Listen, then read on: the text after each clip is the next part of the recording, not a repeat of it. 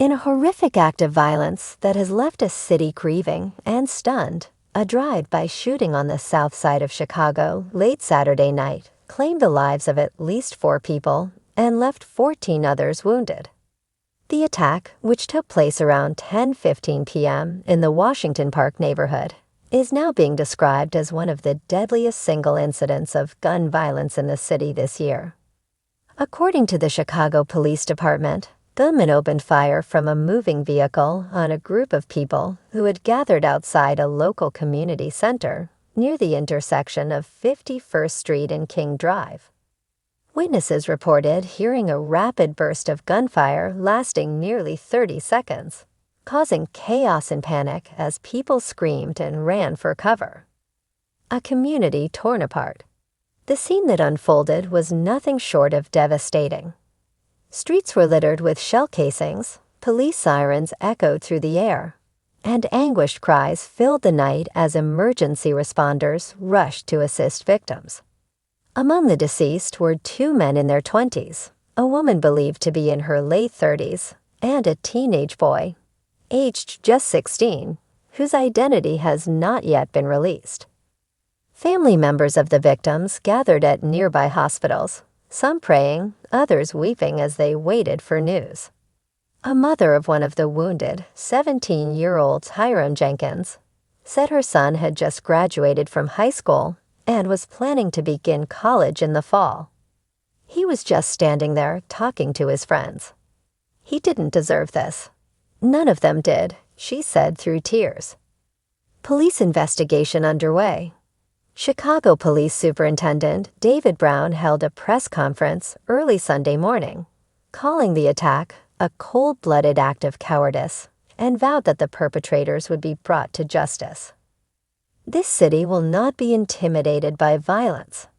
Our detectives are working tirelessly, and we will not rest until those responsible are in custody. Authorities confirmed that surveillance footage from nearby businesses and homes has been collected and is currently under review. Witnesses have described the suspect vehicle as a black SUV with tinted windows, seen fleeing the scene at high-speed moments after the shots were fired. No arrests have been made as of Sunday afternoon.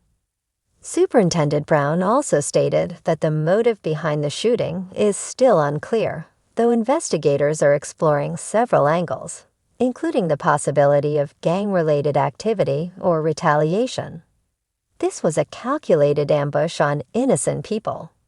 We are calling on anyone with information to come forward, he added. Victims and survivors. As of Sunday morning, 14 people remain hospitalized, several of them in critical condition. Victims range in age from 15 to 45, and most were part of a weekend block party that was being held to honor a local youth mentor who had recently passed away from natural causes. Doctors at University of Chicago Medical Center said they treated 8 gunshot victims, some with life-threatening injuries. Dr. Marisol Vega, an emergency room physician, told reporters, "We had to perform emergency surgeries all night. Some victims were shot in the chest, abdomen, and limbs. It was a war zone out there." One survivor, 23-year-old Marcus Allen, spoke to reporters from his hospital bed. "I just heard shots and dropped to the ground. My cousin was standing right next to me. He didn't make it. I don't understand why this happened. We were just out there trying to celebrate life." Mayor Johnson reacts. Chicago Mayor Brandon Johnson issued a statement expressing deep sorrow and anger over the tragedy. "Once again, our city has been rocked by senseless violence. I mourn with the families who have lost loved ones and pray for the recovery of those injured. We must come together to stop this epidemic of gun violence." Mayor Johnson called for increased investment in community safety programs, more mental health resources, and stricter gun control laws. "The time for silence is over. We must act boldly and urgently," he stated. The mayor visited some of the victims' families at the hospital and pledged full support to the police and community in the ongoing investigation. The incident has drawn national media attention and reignited debates about gun violence in American cities. Social media was flooded with messages of support and outrage, with hashtags like #StopTheViolence and #PrayForChicago trending throughout the night.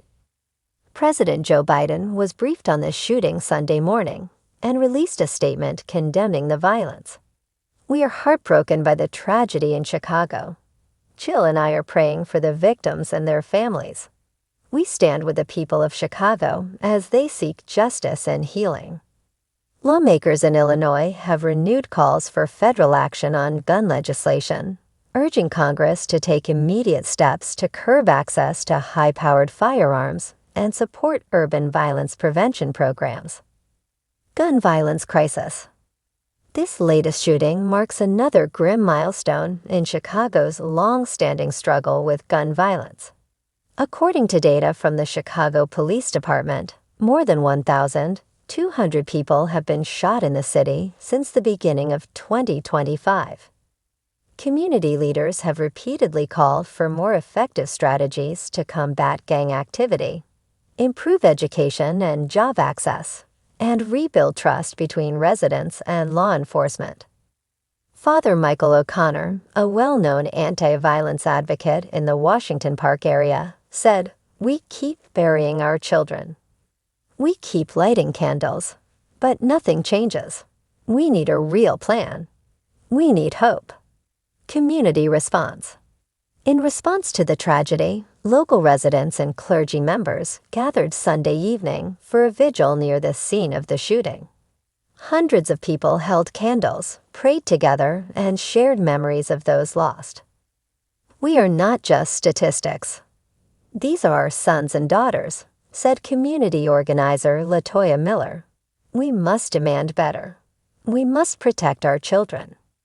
Local churches and nonprofits have opened their doors to offer counseling, grief support, and resources for those affected.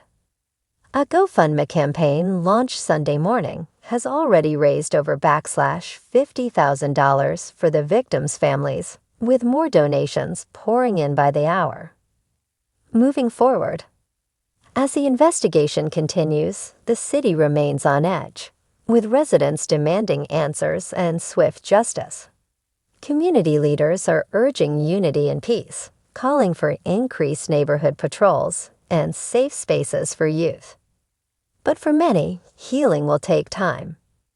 "We're tired," said 62-year-old Dorothy Carter, a lifelong Washington Park resident. "We're tired of losing our kids. Tired of running from bullets. Tired of crying ourselves to sleep. When will enough be enough?" Final words. The Washington Park shooting stands as a painful reminder of the fragility of life and the urgent need to address gun violence in America's urban centers. As families mourn, survivors recover, and police work around the clock, one thing is clear: the people of Chicago are resilient, but they should not have to be this strong this often.